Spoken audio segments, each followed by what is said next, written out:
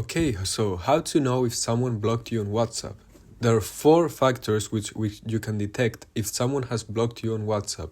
Factor 1. Changes in contact information.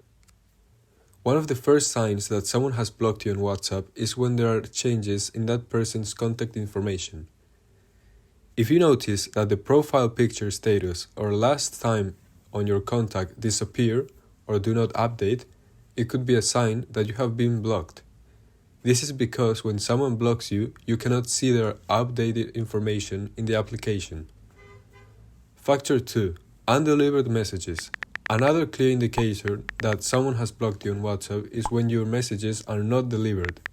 If you send messages to that person and only see a single gray stick or never see the double blue ticks, it means that your messages are not being delivered to that person.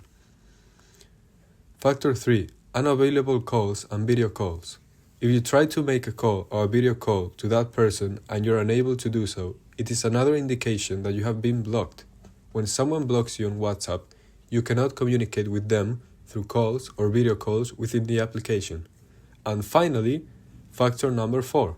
Disappearance from the contact list. An additional sign that someone has blocked you is when that person no longer appears in your WhatsApp contact list.